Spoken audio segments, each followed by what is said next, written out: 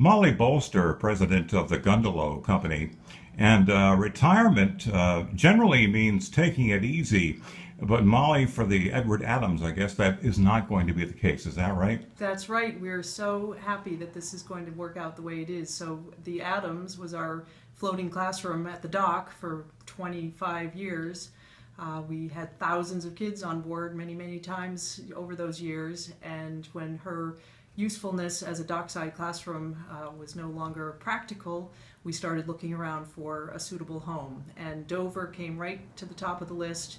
Our partnership now with the Children's Museum, the City of Dover, the fact that she's going to be on display in Henry Law Park, where the next generation of kids can love her and hear the story and stay connected to the whole network of rivers that these Gundalows always were the catalyst for making us realize that we live right in this amazing place with all these rivers. It's fortunate that the Children's Museum, the New Hampshire Children's Museum, is located next to where she'll be docked. It's meant to be, and I think we're hoping that they'll be able to find some ways to develop an informal program around it. We know there's a small Gundalow in the Children's Museum.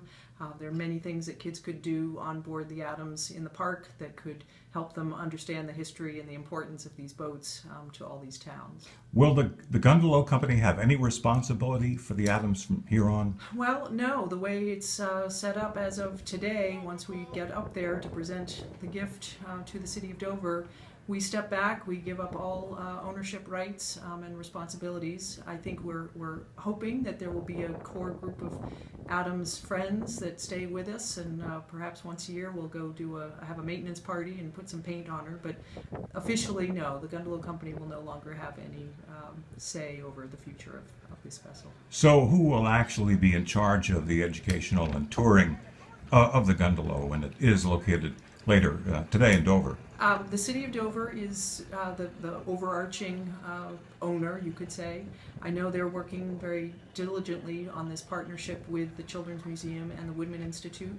I think that some of those details are yet to be ironed out, but I know there's a definite sense that this will be a collaboration.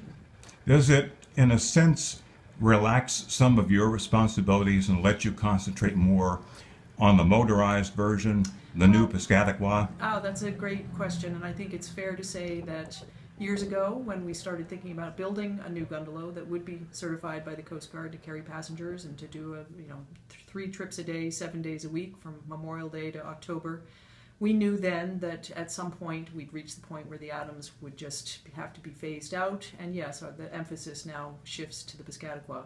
I think it's been a nice transition to have the Adams for the first couple of years as we've been getting things going with the Piscataqua. A lot of people still associate the organization with the Captain Adams. I think the timing of this transition is appropriate because we're now established with the Piscataqua, and it's a fine time for the Adams to take on a new identity. Thank you very much.